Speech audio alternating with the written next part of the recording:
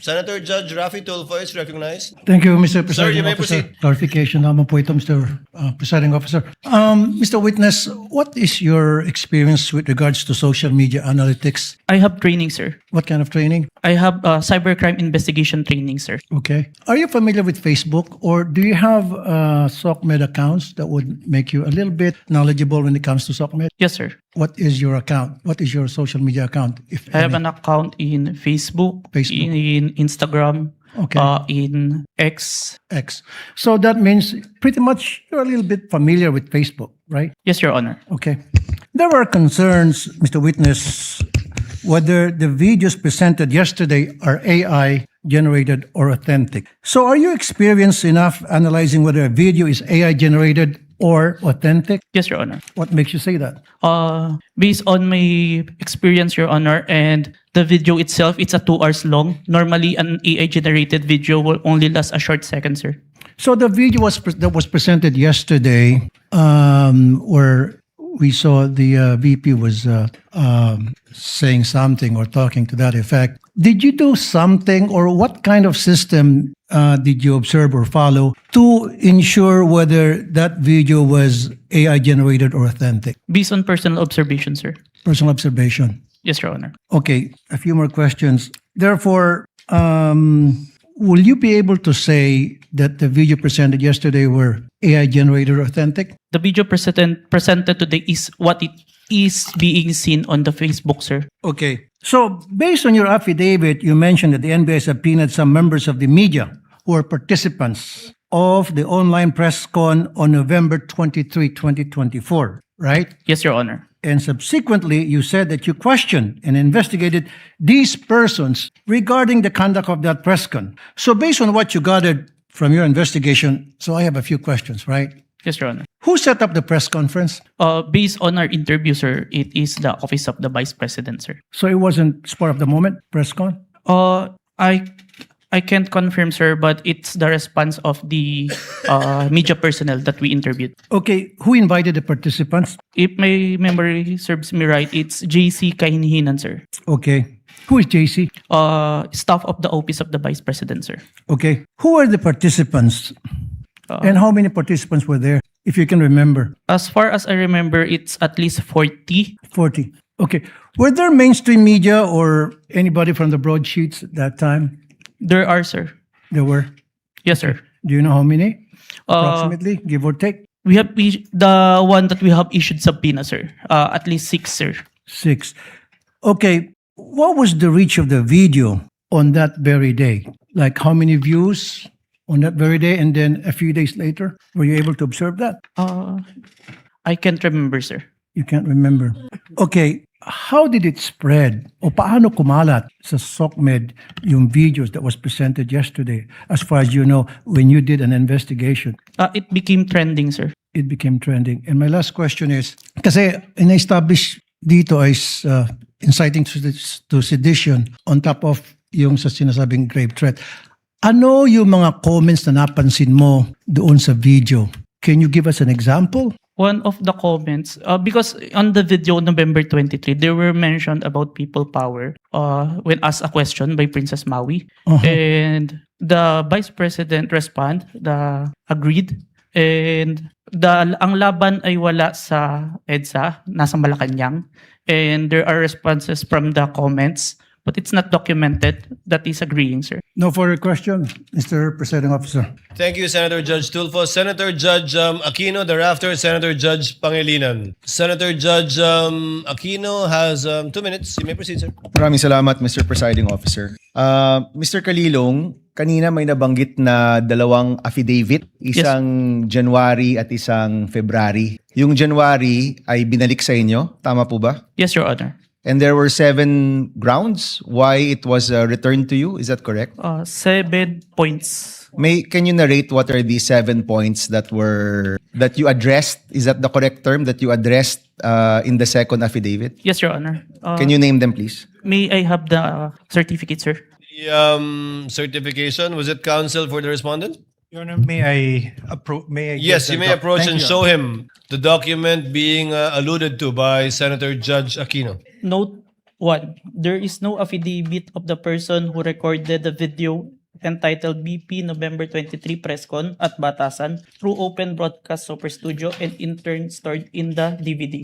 Number 2. The press briefing conducted on October 18, 2024 was not recorded and or stored in DVD, and there was no TSN of the said briefing and the necessary affidavit of the person taking the TSN. Number 3, Annex I and K DVD with markings NBI-CCN-C-24-12436-2 and NBI-CCN-C-24-12436-2 were not accompanied by an affidavit of the recorder and the TSN. Number 4, Annex L did not indicate who made the TSN. There was also no affidavit of the person who made the TSN. Number 5, the affidavit of what Patricia Morales mentioned that she stored the footage in a USB and submitted to the NBI. However, there was no USB attached to the complaint. Only DVD was attached. There was no detail regarding the content of this DVD. Number 6, only the minutes of meeting with several personalities and representative from various media outfits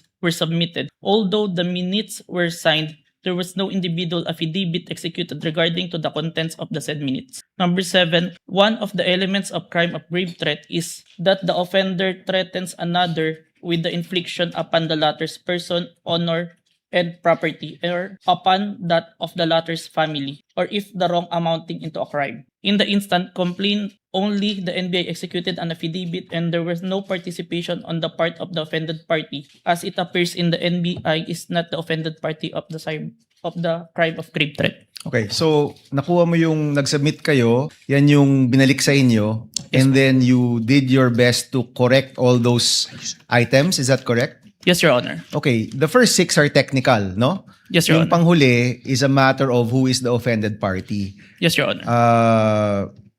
Hindi nyo na-correct yan? Or nung binalik ninyo, it was accepted already by the DOJ? Is that correct? There is an explanation, Your Honor, that was included in the letter of the former director, Judge Jaime Santiago, sir. Okay. And, Wherein yeah, go in ahead.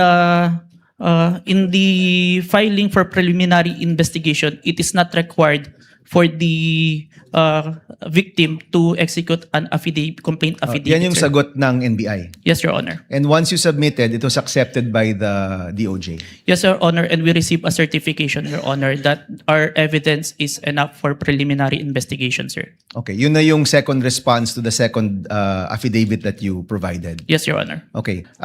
May mga nabanggit dun sa mga statements tungkol sa hitman. Sa totoo lang, yung presensya ng hitman, mabigat yon. So, let me ask, are you the one who investigated just the video or did you also investigate the presence of the hitman that was being mentioned in the videos of the Vice President? I was only tasked for the video, sir. Okay, may I direct this to the prosecution? Will you be presenting other witnesses that will pertain to this alleged hitman? As to the alleged hitman, Your Honor, please. Yes. Yes. So kayo, Mr. Kalilong, hindi kayo nag-imbestiga niyan. Wala kayong alam tungkol dun sa presensya ng hitman. Yes, Your Honor. Okay. Mr. President, I will refrain from my questions and wait for the witness pertaining to the hitman. Maraming salamat. Noted and entered into records, Senator Judge Pangilinan, thereafter Senator Judge Ontiveros, and then Senator Judge Villanueva. Thank you, Mr. Presiding Officer. The question is to the witness. Kanina tinanong sa iyo ng defense counsel or counsel for the respondents na kung ikaw ay abogado. Ang sagot mo hindi. Yes, sir. Ikaw ba degree holder? Yes, Your Honor. Ano ang degree? Bachelor of Science in Accountancy, Bachelor of Science in Accounting Technology, and I'm a certified public accountant, sir. So you're a certified public accountant. Yes, Your Honor. Kahapon, tinanong ko sa iyo yung training, no? Kasi nabanggit mo nagkaroon ka ng mga training. Ang nabanggit mo kahapon, 2 weeks ng training. Yes, Pero on what matter? Only on photo and video authentication, sir. Okay. Meron pa bang ibang training na ikaw ay you went through bilang expert or competent witness sa usapin ng digital technology, cybersecurity, online training? Meron ba? Yes, Your Honor. Anong mga ito? I mentioned that I have a training in certified computer hacking forensic investigator. I have a training in computer forensic, mobile forensic, and photo and video authentication training. I have also training in cybercrime investigation. We also undergone a 480 hours training on cybersecurity and a training before we start the bureau. We have undergone the NBI Academy, which teach us all the aspects in investigation, sir. Okay, and siguro last question. Ang training na ito, puro local ba o meron ding training sa ibang bansa? I have an international, sir, recently. Ano yan? It's a training in Strasbourg. Okay. The name of the training is Saang lugar na lang, Mr. Witness? Strasbourg, Germany? France? Strasbourg, France, sir. Oh. It's a 5 days training, sir. And meron pang ibang international seminars na inattendan mo? International, sir, but it is conducted locally, the Interpol, sir. Interpol. Yes, Your Honor. Okay. I have no further questions. Thank you, Senator Judge Salamat. Pangilinan. Senator Judge Ontiveros is recognized. You may proceed, ma'am, and you have 2 minutes. Salamat po, Mr. Presiding Officer. Para sa Counsel for the Defense, Mr. Presiding Officer, just for clarity, ano pong relevance nung video na ipinakita ni Attorney Zuleika Lopez? Sinasabi po ba ng depensa na yung mga alleged threats o alleged incitements ni VP Duterte ay prompted nung detention ni Attorney Lopez? Yes, Your Honor. There was a systematic oppression made by the House of Representatives dating back from their even before their mini trial, Your Honor. The committee headed by Representative Joel Chua began investigating the Vice President and her people, even when Attorney Zuleika Lopez was being interviewed by the House Committee of Quadcom Committee, Your Honor.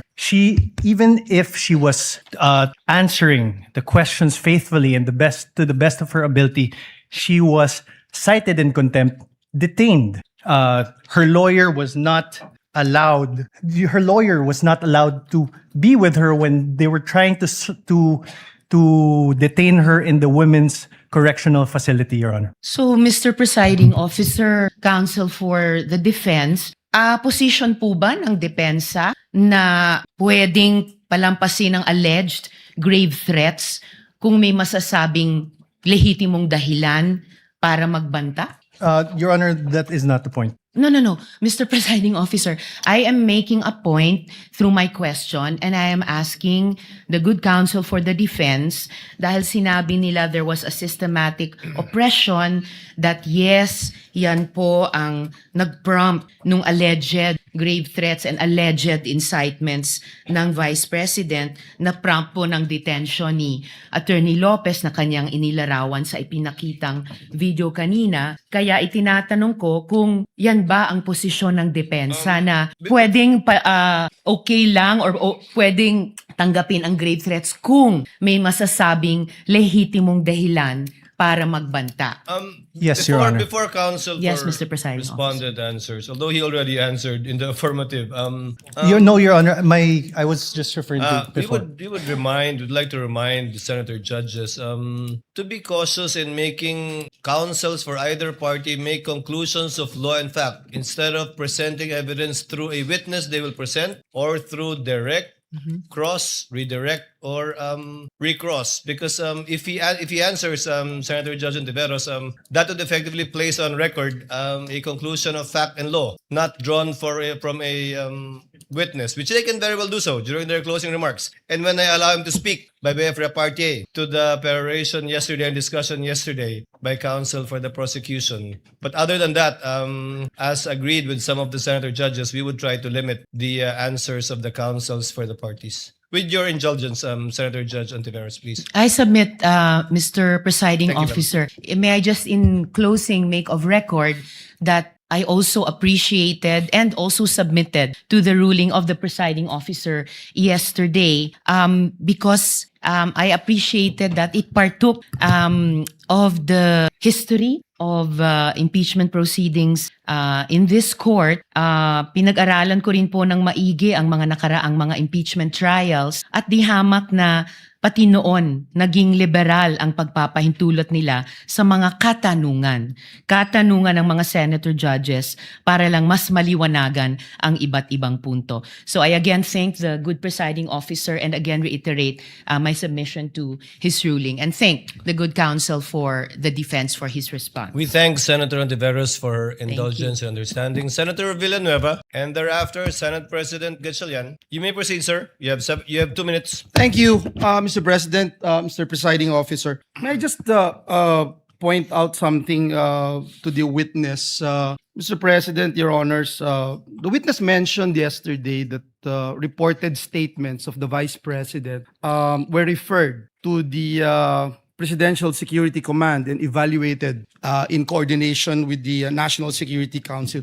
Just to assist the court in evaluating the relevance and weight of the government security response in determining whether the respondent's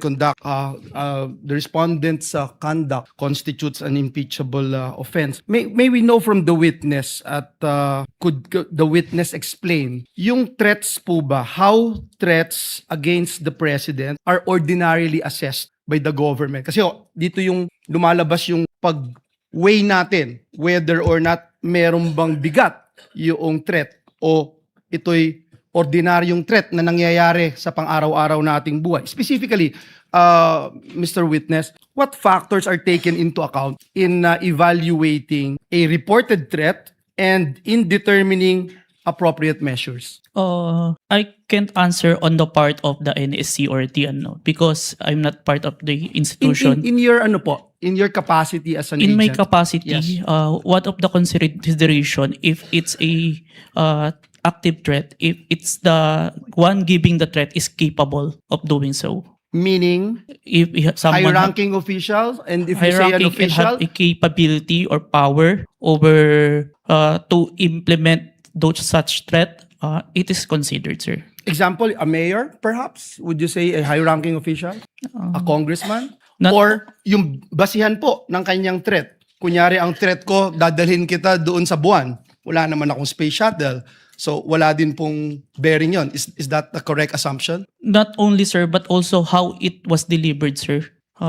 Like what was mentioned in that I mentioned previously, it was mentioned that no joke, no joke. It's a serious. So, that is the... One of the considerations, That's sir. the consideration. Thank you very much. And lastly, Mr. Witness, you made mention na submit mo sa DOJ nung January 30. Is it the same affidavit that you submitted to the HOR? The one that submitted to the HOR is the affidavit dated February, sir. So that's the latest. Yes, sir. The one that complied with the requirements of the DOJ, sir. Thank you very much for that clarification. Thank you, Mr. President. Thank you, Senator Villanueva. Before I recognize Senate President Gatchalian and thereafter Senator Erwin Tulfo, may I remind Attorney Narvasa that your 5 minutes, you will be given your 5 minutes after the questions of the senator judges and before we recognize the counsel for the prosecutor for his redirect. Senate President Gatchalian is recognized. Your You may Honor. proceed, sir. You have 2 minutes. Thank you, Mr. May I be Presiding clarified? Officer. I believe that we would do it after recross. So You it's- want? I heard cross. Sorry, After Your we Honor. cross. Yes, Your Honor. Thank you, Your Honor. Better for us. Yes, Your Honor. Thank you, Mr. Presiding Officer. I just have a few questions, clarificatory questions.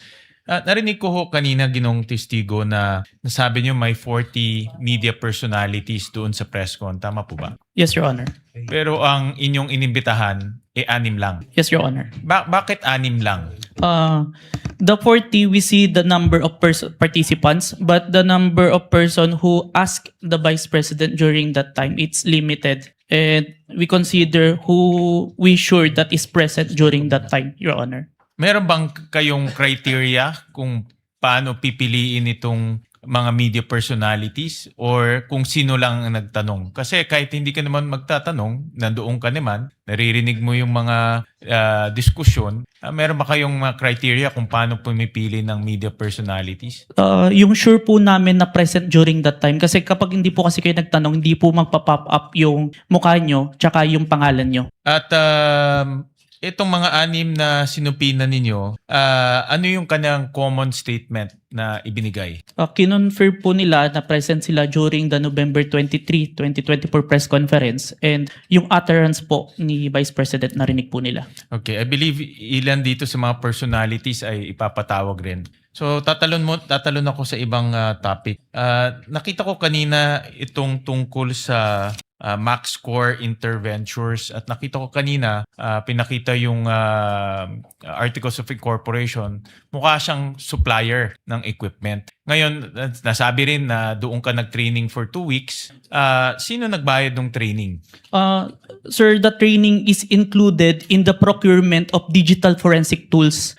In the procurement document, it ni-require po si MaxCore na mag-provide po ng training included in the equipment, sir. Yung paggamit ng equipment. Tsaka yung yung process po ng digital forensic as a whole. Yung kanya lang sila ba ay 'di ba sa mga IT, let's say Oracle, alam natin kilala yan pagdating sa IT. Si MaxCore ba ay kilala pagdating sa digital forensic training? Kasi pag nakita ko kanina talagang supplier sila, but are they a well-known or internationally renowned training organization? It's not the MaxCore itself, but it's the trainer that they provide, sir, that is capable in training us, sir. Itong trainer na ito, certified siya in this type of technology? Yes, sir. The trainer has a lot of certifications in relation to digital forensics, sir. Can you name a few certification na meron itong trainer na ito? I can't remember, Like, let's sir. say Oracle or let's say Microsoft, di ba? May mga ganyan No, yan. sir. CompTIA, sir. CompTIA training. I believe he also have a certified ethical hacking certification and a lot more, sir. When it was presented to us, sir. Alright. So, itong mga trainers nito ay certified trainers na pwedeng mag-train sa iyo at magiging certified ka rin. Yes, sir. Initial na akong certificate, sir. Lastly, Mr. Presiding Officer, after training, nakakuha ka ba ng certification na katulad sa kanila? No, sir. But that certification that I was trained by them, sir. Pero ikaw mismo, are you certified to do forensic examinations for your purpose and responsibility? I have a certification, sir. I am a certified computer hacking forensic investigator, sir. Itong forensic analysis, meron kang for this purpose, itong pinag-uusapan natin. The computer, the authentication, sir, part or as a whole, sir. As a whole.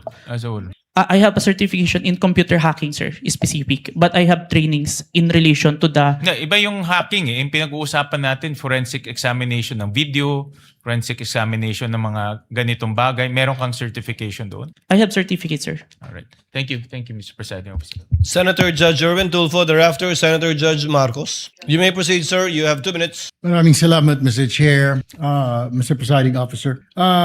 Ang katanungan ko po ay para sa ating testigo.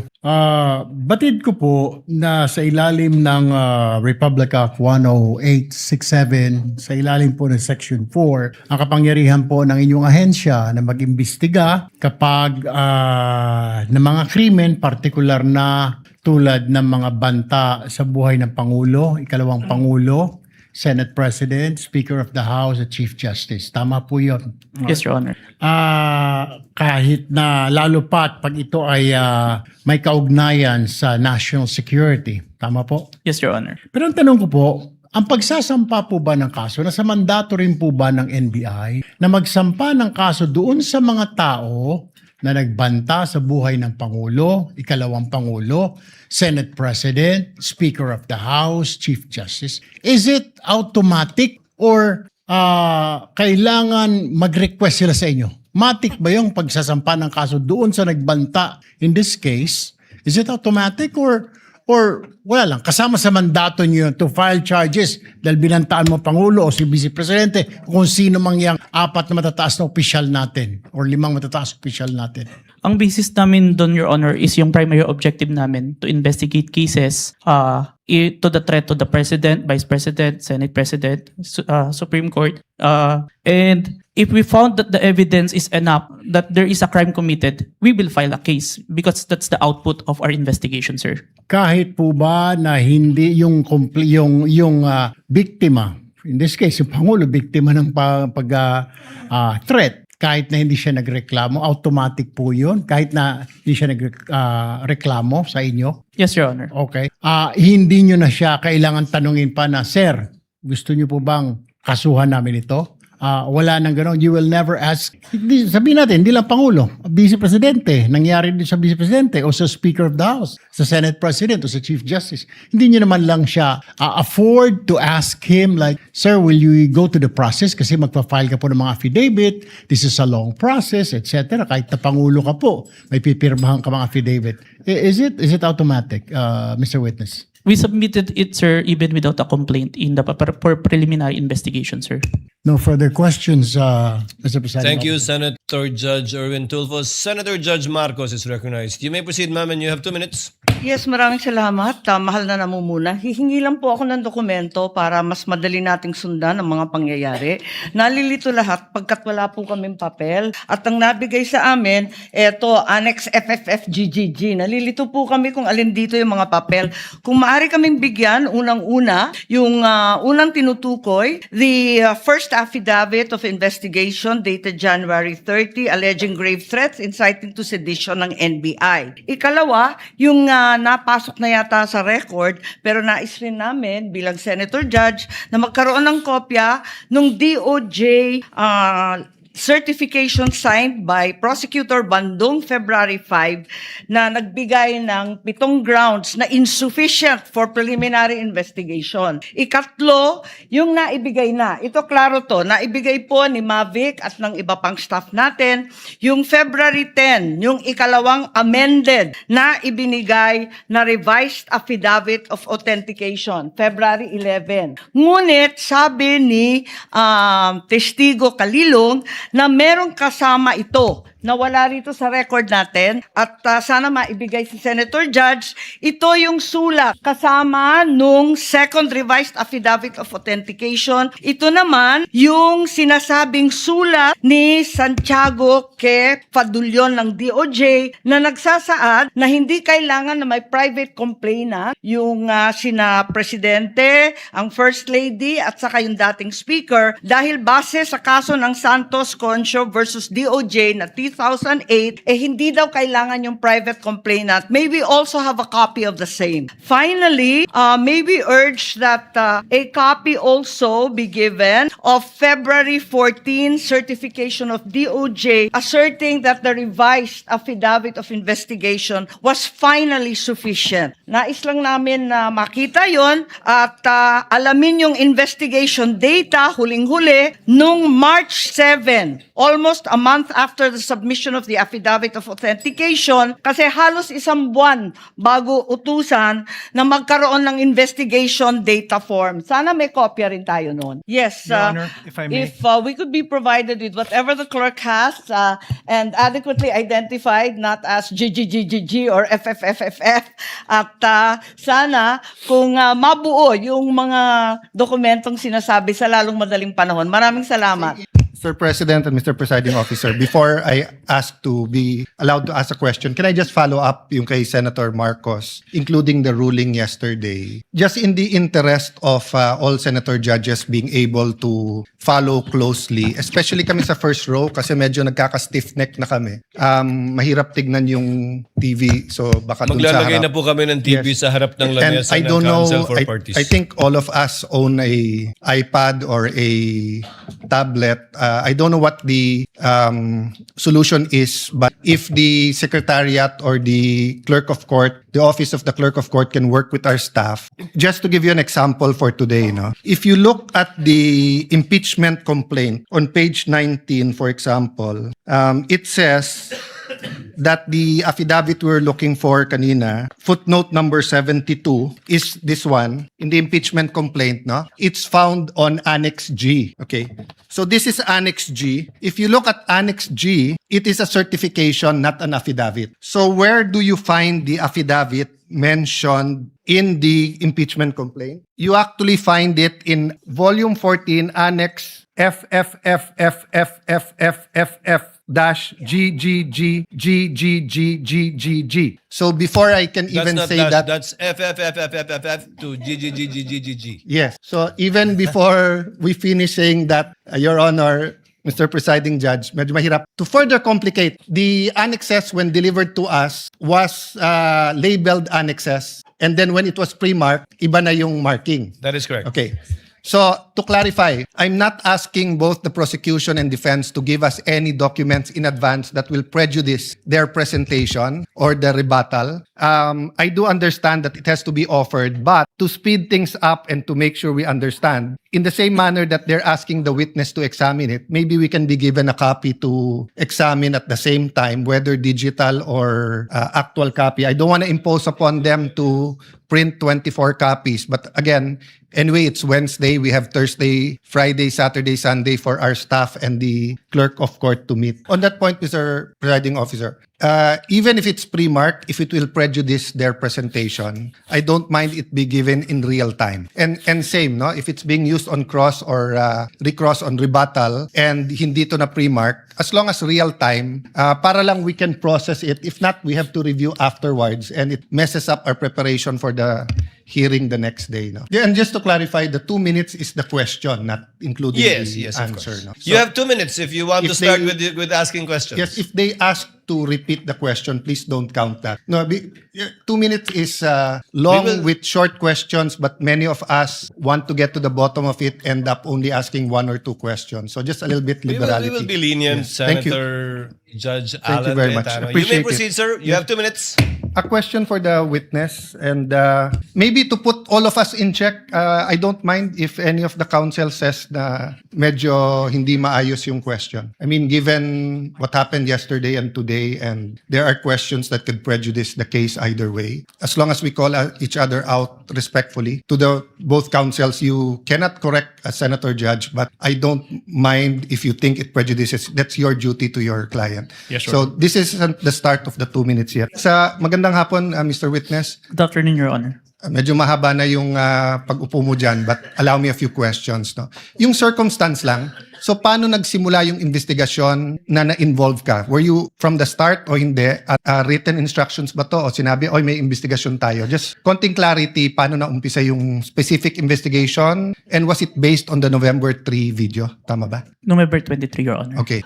It all started, I received a phone call, sir, from my executive officer that there is a video wherein there is a statement given by the Vice President, which is classified as threat, and I was tasked and assigned to investigate the case, sir. Okay. So basically, ganun yung pagkasabi na I'm tasking you to look at the video, investigate. Yes, Your Honor. Were you working alone or with a group? With a group, Your Honor. NBI group. Yes, Your Honor. And was this is there an interagency also or just purely NBI?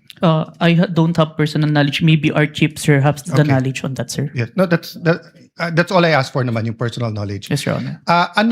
So pakiulit mo yung sinabing, how exactly sinabi sa'yo na tignan mo yung video, imbestigahan mo, or may statement? So, To be specific, sir, as far as I remember, may statement si Vice President regarding the November 23 press conference na kung saan may pagbabanta na naganap, Okay. pakiimbestigahan. pakiimbestigahan. So, ganun ka general. May Yes po. pagbabantang naganap, pakiimbestigahan. Yes po. And you proceeded by watching the video. Yes, Your Honor. And when you watched the video, you got to the part na may pagbabanta. No, Your Honor, I first don't know which part of that. So you watched the whole video, of course. First, the clippings, Your Honor. Okay. Then, I look for the whole video, Your Honor.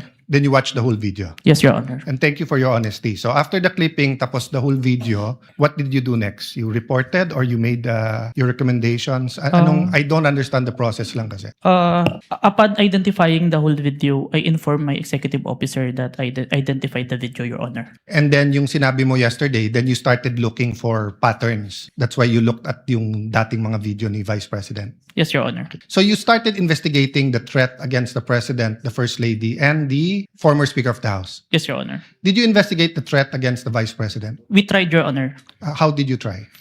It is included in our letter to the Vice President, Your Honor. That is that's why we were inviting her to proceed to our office to investigate the threats to her life, Your Honor. How about the vlogger who asked her about Oplan or whatever they call that Romanov? Did you invite them? Yes, Your Honor. And did they testify? The Princess Maui did not appear, Your Honor. Did not appear. Did you also look for previous videos that are threatening to the Vice President? We look on the Romanov part, Your Honor. Okay. But we identify a different person who first mentioned the Romanov, Your Honor. Did you coordinate with the PSG? I have no personal knowledge, Your Honor. You yourself? Yes, Your Honor. Maybe our chief, Your Honor. Yeah. But you are aware that the primary responsibility of protecting both the President and the Vice President is the PSG. Yes, Your Honor. So isn't it fair to say that any investigation against a threat to the first family, the President or the Vice President, you would normally ask the PSG if they received any threat? I have no personal knowledge, Your Honor.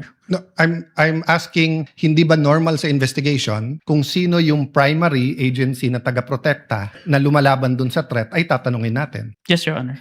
So bakit hindi tinanong ng NBI ang PSG? Or in your case, why didn't you ask the PSG? Maybe it can be answered by our chief, Your Honor. No, I'm not. I will ask your chief also. I'm asking you, when they said, look at this, you looked at other videos, you tried to get Princess Maui, you tried to get the Vice President, but you didn't contact the PSG for the First Lady, for the President, and for all you know, the PSG will tell you right there and there, the threat is real, or the PSG will say, politika lang yan. Diba? Both the Vice President and the President are protected by the PSG. So why wasn't so nakalimutan lang or wala sa procedure nyo or Your Honor, there is already a statement from the National Security Council, Your Honor, that it is an active threat, Your Honor. That's why we start investigation. yes, and the primary group that will know if it's an active threat is the PSG. So if this was the United States, it will be the Secret Service. So whether the FBI or the CIA, state troopers, the federal marshals, kung sino man mag-iimbestiga, parati nilang tatanungin yung Secret Service. So I'm just curious why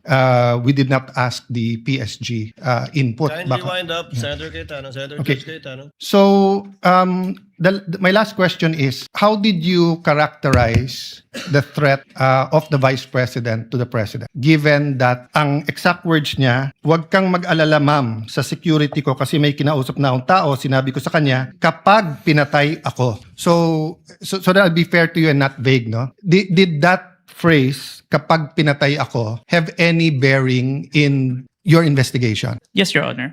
And what was that bearing or thoughts in your mind? First of all po, dun sa statement, may nakausap na po. It already took place before pa yung mangyari yung meeting. And nung Excuse condition, me. I'm not talking about yung may kinausap Apo. na para pumatay. Ang sinasabi ko yung sinabi niya na pag pinatay ako. yes, Your Honor. How did that affect your investigation? There is a condition na kapag pinatay siya. But as we can see, it's only applicable if there is only two parties. The statement make a loophole wherein a third party can use that na kapag namatay si BP, ma-execute ngayon yung statement ni BP na may nakausap na siya without the participation of the one mentioned, the President, the First Lady, and the Speaker of the House, Your Honor. That's fair. But what I'm saying is that in your reports, did you characterize it as a conditional threat? Kasi kung hindi naman siya pinatay, the logical implication is that there's no threat against the... So I'm not saying it's not illegal, immoral to contract a killer. I'm just trying to follow the logic na pag sinabi kong pakukulong kita, Mr. Witness, pag nagsinungaling ka under oath, then it's actually not a threat. It's a legal, I'm just telling you the law, di ba? Pero pag sinabi kong pag hindi ka sumunod sa akin, anuin kita. So that's my last question lang. So how did you characterize that? It wasn't a conditional in your mind because may kinausap na? Even with or without, sir, it's still considered a threat as long as the I person... have no doubt there. I'm just asking, is it a conditional threat? Based on our affidavit, sir, I believe it's conditional, which... Based in your affidavit. But your initial assessment, yung personal mo as an investigator, this is an investigation of the whole NBI, but yung personal mo. The threat is absolute, sir. Okay. Thank you, Mr. President. Thank you. Thank you, Senator Judge Cayetano. Yeah. We now proceed. Senator Judge Padilla is recognized. Maraming salamat po. Thereafter, Senator Judge Zubiri. Maraming Senator salamat Judge po. Padilla, you have 2 minutes. Opo. Nais ko lamang po magtanong sa ating saksi. Ginoong saksi, kanina po kasi habang nagkakaroon ng pagdinig, ako po'y laging iistorbo dahil tuwing may itatanong, mag-o-object, medyo magulo po eh. Pwede po bang sagutin po ninyo ako dahil noong pong February 5, ang sabi po dito ay insufficient po yung na hindi dapat makarating na sa preliminary investigation. Tama po ba? February 5 po yon. May certification, sir. Yes po. Opo. Tapos nung February 14, naging sufficient na for conduct of preliminary investigation. Nasagot po ba yung 7 na sinabi dito na para, ang sinasabi po kasi dito nung February 5, merong 7 na kulang. I believe so, sir. That's why we have received a certification, sir. Ayun. Kasi po, parang narinig ko kanina, hindi po naibigay yung original copy nung sinagawang interview kay Vice President Sara Duterte. Yung original po na kopya, kung sino po yung nag-record. Wala po kayong affidavit? Meron po ba kayong affidavit na nakuha nyo? Yes, sir. Ako po yung ang inire-request po ng DOJ dyan is affidavit po nung nag-screen record, which is my affidavit, Your Honor. Meron po siyang affidavit? Ako, sir. Ako po yung nag-execute, sir. Hindi po yung mismong tao? Yes po. Ang hinihingi po kasi ni DOJ is kung sino yung nag-screen record through OBS, sir. Hindi po yung mismong tao? Yes, Your Honor. Kayo lang po yung nag-affidavit? Yes, Your Honor. Pero meron po kayong pagkakataon ba na nakausap niyo yung tao at nagbigay siya ng affidavit? May I clarify, Your Honor, if sinong tao yung tinutukoy? Yung nag-record po? Ako po yung nag-record through OBS, sir. Hindi po. Yung mismong nag-record po kay Inday, sa Vice President. Nakausap niyo po ba? Yung raw file po. Kasi napakahalaga po nun. Kasi doon po natin malalaman kung original ba o hindi. The video itself, sir, is publicly available. That's why I performed the recording, sir. Opo. Pakisagot na lang po, mahal na saksi, kung nakuha niyo po ba yung original. Yung original, hindi po yung galing sa internet. The original, no, sir. Yun lamang po. Maraming salamat. Thank you, Senator Judge Padilla. Senator Judge Zubiri, you are recognized, sir. You have 2 minutes. Maraming salamat to our presiding officer. Magandang hapon po, Sir Witness. Good afternoon, Your Honor. Good afternoon. Gusto ko lang magtanong, clarificatory questions lang po ito.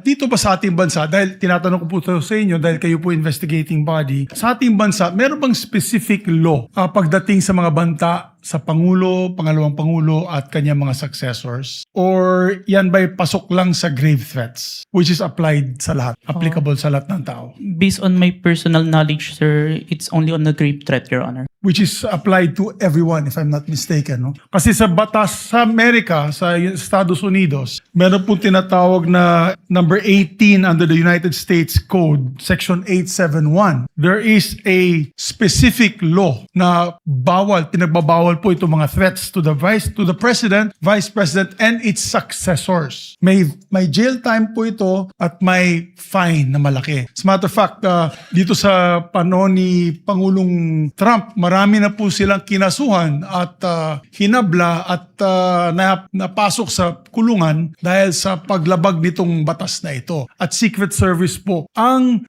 sumasagawa ng investigasyon. Sa atin ba dito, ang NBI ba ang nabigyan po ng kapangyarihan para gawin itong investigasyon under your new NBI code? Under our law, sir, the new NBA law, included po yung investigation to the threats to the life of the President, the Vice President, the Speaker, the Senate President, and the Supreme Court, sir. So, klaro na kayo, nasa kapangyarihan ninyo. Kasi hindi pwede sa Presidential Security Group. Hindi katulad sa Estados Unidos, yung Secret Service ang talagang nanguhuli at nag-imbestiga. Sa atin dito sa Pilipinas, ang NBI po ang nangunguna sa investigasyon. Tama po ba yan o mali? It is within our law, sir. Okay. And this is just food for thought because not only are we senator judges, we're also legislators. It may be time that we also craft a law that will be specific on threats made to the President, Vice President, and its successors, meaning the Senate President, the Speaker of the House, and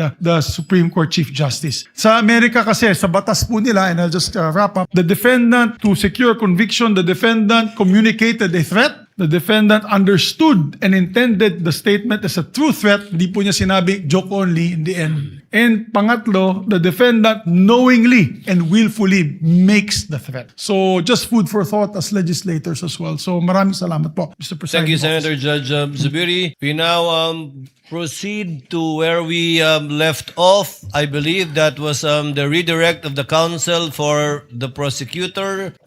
Just out of curiosity, without any pressure, because I promised I would declare a break somewhere in between. Depending on how long your redirect and recross would be, I can call the break after the recross and the statement of the counsel for respondent, so that we break on a good point before we call on the last witness for today. As to Yes, the- counsel for the prosecutors. As to the question, if the prosecution will do the direct examination, The redirect. Kung mahaba-haba sorry, pa the yung redirect examination after the cross-examination of the defense, the prosecution decides not to conduct a redirect, Your Honor, please. Your Honor, I will turn over the mic to my co-counsel. He will also be the cross-examiner for the next witness. But Your Honor, please, may I make a manifestation, Your Honor, please, before we proceed, Your Honor, please? A manifestation as to the In statement. connection with what, counsel for the prosecutors? As to the manifestation earlier, that all the documents that were confronted, that were Yes. presented to the witness, I believe that the defense said that all those exhibits were pre-marked. But based on our records, Your Honor, please, and then I hope the defense will clarify this for the record. We perused the documents and we don't see that the articles of partnership and the screenshots of the websites that were presented earlier, based on our tally, based on our records, these were not pre-marked, contrary to what the defense manifested. So we would like to seek clarification from the defense. That is correct, Your Honor. Those 3 documents were not Noted pre-marked. and entered into the records. Thank you so much. Given that there is no redirect and recross, counsel, can you state for the record your name? Good afternoon, Your Honors. I am Mark Sivin Luan for the Vice President. Senator Judge Soto is recognized. Sir. Mr. President, Mr. Presiding Officer, are we going to dispense with the witness already? Unless you have questions. I believe Senator Lacson has questions to the witness. So not yet. Well, it's a simple question. The gentleman you're may proceed. familiar. Thank you very much. You're familiar with the internet, of course. Yes, Your Honor. Have you noticed that lately all the AI-generated videos have a caption saying AI-generated? Yes, Your Honor. Kaya pag walang nakalagay na AI-generated, siguradong hindi AI-generated? Yes, Your exactly. Honor. Today, Your Honor. Yes, lately, no? Lately, Your Honor. Lahat nakalagay. Pag AI-generated, nakalagay AI-generated and Meta does not allow it. Right? They allowed it, but there is a AI info part. Correct. On the Let's say post. there is a manifestation. Yes, that Your it's Honor. It is AI-generated. explicitly mentioned that AI. So you're aware of that. Yes, Your Honor. Thank you. That's it. I have questions para sa ating testigo. Since you are presented here as an expert witness, alam nyo, nagkonsult din ako sa digital forensics expert para lang makonvince sa sarili ko. No, my first question is, in this day and age of artificial intelligence, no, will you agree with me na it is almost impossible to distinguish an AI-generated video from the original? It Almost is- impossible. Yes, Your Honor. It is hard, Your Honor. Yeah, very hard, di ba? Very difficult. So kasi ito impeachment trial ano. Kasi sa court ginagamit talaga yung expert testimony ng digital or computer forensics expert. Now, you may or may not answer this question kung classified ano. Gusto ko lang malaman ano ba yung digital forensic tools na ginagamit din sa NBI. Currently, I'm not familiar. But during the time na nandun po ako sa Digital Forensic Laboratory Division, meron kaming Encase Forensic, Celebrite, and Amped Authenticate, sir. Amped Authenticate, sir. Ang balita ko yung AMP5 or AMP Authenticate, di ba? Amped Authenticate, sir. Ito yung ginagamit ninyo. Ito, capable ito na magsagawa ng reverse image, photo or video, di ba? Yes, Your Honor. Okay. Ito ba yung ginamit mo? For this part, Your Honor, the OBS only, Your Honor. Bakit hindi nyo ginamit ito? The duration is too large, Your Honor, the 2 hours. And the Amped Authenticate can only detect if there is a inconsistent FPS, Your Honor. Yeah, kaya ako tinanong yon dahil una-una maraming para mag-adhere na magamit sa korte, no? Likewise sa impeachment court. May mga requirements, di ba? Sinabi mo kasi, meron kayong open source, di ba? Yes, Pero Your Honor. ang pinaka-importante, yung chain of custody, of course, yung provenance. Yes, Your Honor. Yung original na pinanggalingan. Yes, Your Honor. Ang sabi mo, pinanggalingan lang Facebook. The Facebook was captured, Your Honor. So, hindi yun ang original, di ba? The screen recording is the original itself as to my authentication, sir. Yeah, and you can attest sa authenticity ng video Yes, Your Honor. in spite of not being or not having originated from the original. Yes, Your Honor. I compared the recorded with the original and ensured that the contents are identical, Your Honor. Kasi nabanggit mo rin, ginamit mo yung manual comparison simultaneously ng dalawang videos. Yes, Your Honor. Pero again, I will insist na talagang hindi reliable yung manual. Ito yung sinabi sa akin ng digital forensics expert na nakausap ko. No?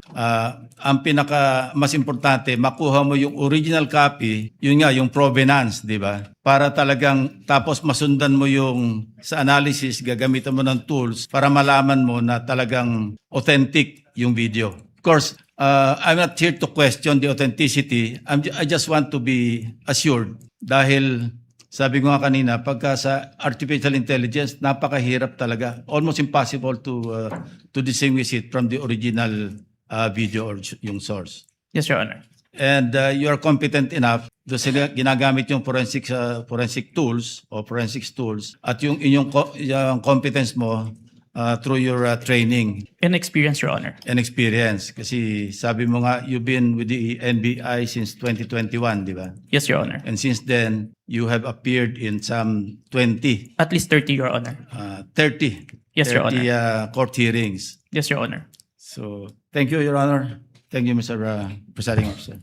Thank you, Your Honor. Just a clarification addressed to the presiding officer. You may proceed, sir. Apologies, I don't remember if it was one of the counsels or one of the senator judges who asked the witness a while ago whether he was an expert witness, and he said he was a competent witness. That is correct. And there's a The difference presiding between an officer expert confirms that. witness. So he's not an expert witness. He's an competent witness. That is correct, Your Honor. So that will have bearing because whether or not an AI video can be produced without an AI has to be testified by an expert witness. If I may, Wait, yeah, go ahead. If I That may- doesn't mean I don't think you'll disagree with my second statement. That doesn't mean that this witness is not competent to testify on that. Second point, I just like to clarify for the record, my understanding of watching the video is that it was on StreamYard, then a link was shared sa Facebook. Yes, Your Honor. So if that's the case, Mr. Presiding Officer, the original video is with StreamYard, not with Facebook, or are both original? It's Zoom, Your Honor. Zoom? Yes, Your Honor. I was informed StreamYard, but just for the record, so that later on when we review everything, someone testified to it.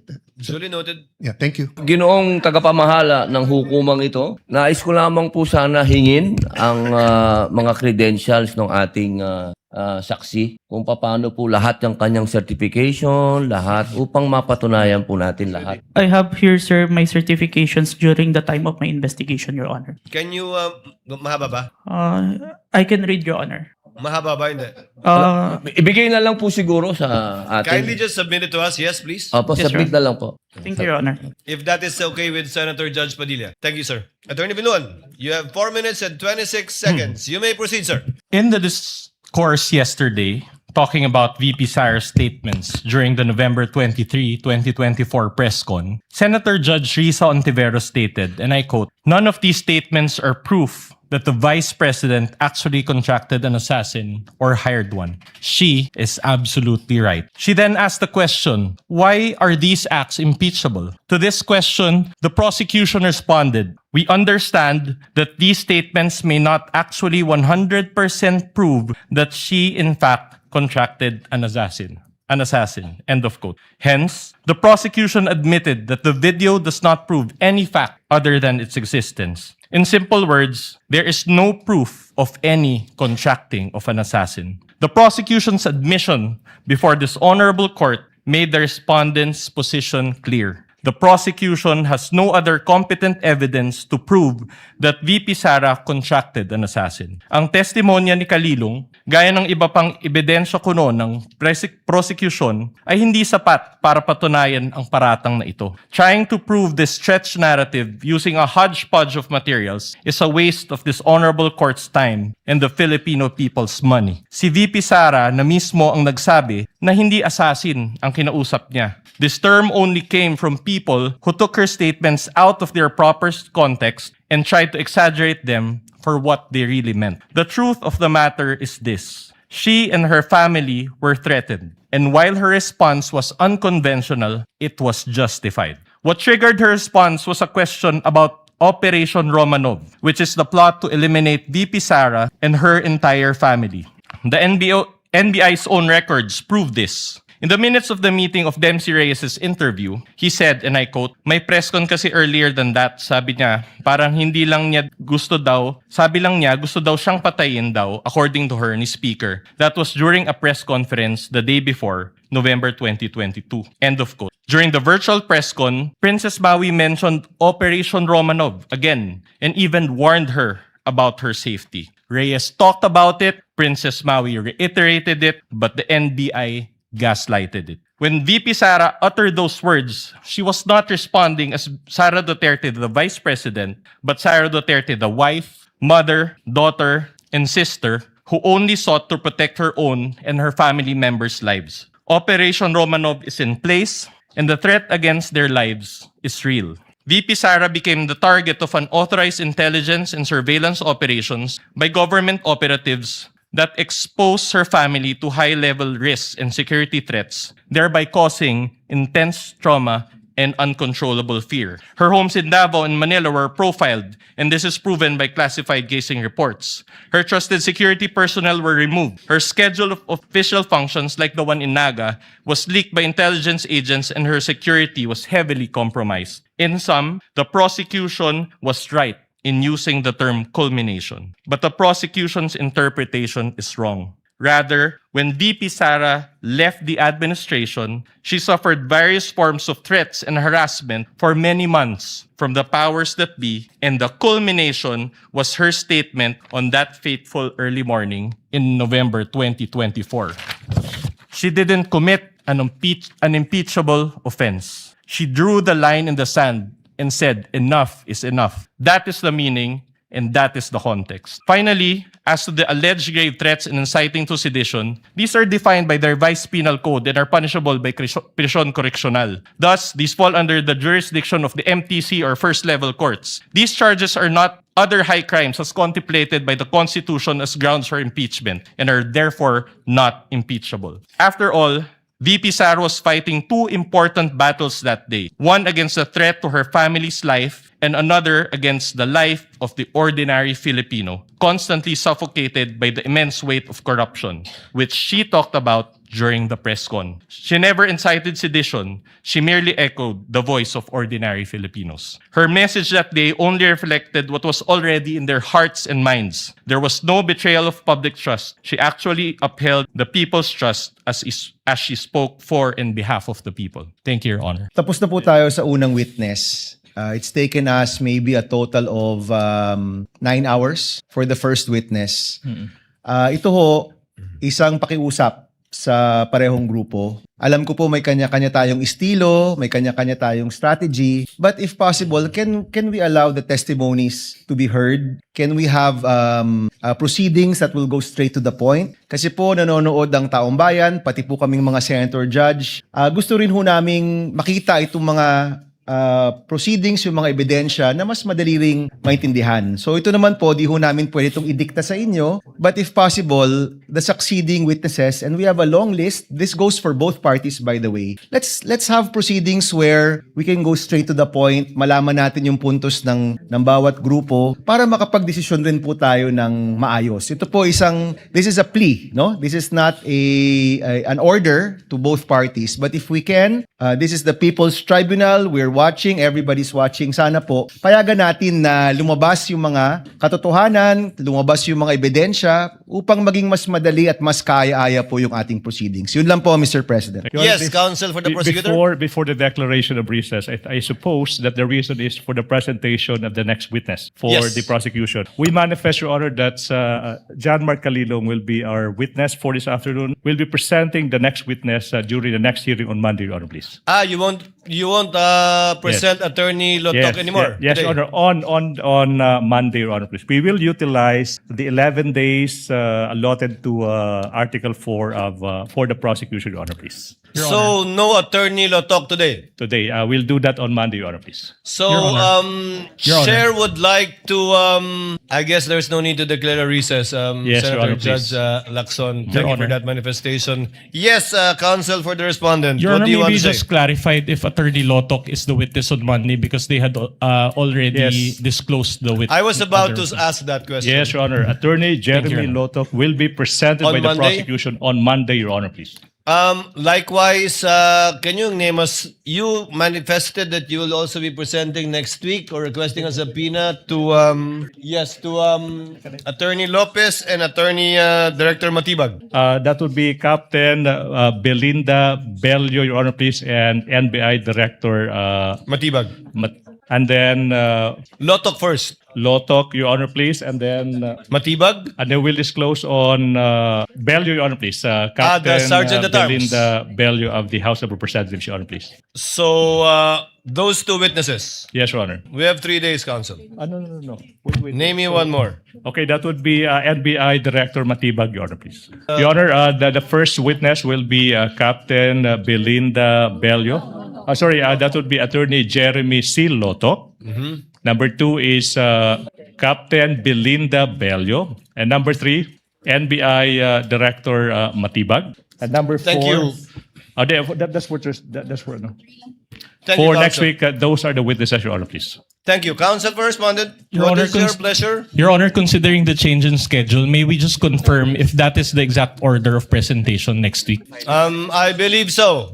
The chair would like to be the one to confirm that. To reiterate, Your Honor, may I be recognized? I apologize. yes, the member of the panel of prosecutors, Representative Defensor. What is your pleasure, sir? Your Honor, may I just correct, since the private counsel is under the direct supervision and control of the Yes, of counsel. course. For Monday, Your Honors, we will be presenting Attorney Jeremy Lotok. For Wednesday, we will be presenting or Tuesday, we'll be presenting Attorney Zulaika Lopez. And for Wednesday, our third witness, we will be presenting Captain Belinda Bello. So, Director Matibag is not yet going to be presented next week. Not yet, Your Honor. We will manifest on Monday if we can consider him for the Wednesday's session, depending on how the trial goes or how long the testimonies will take for both parties.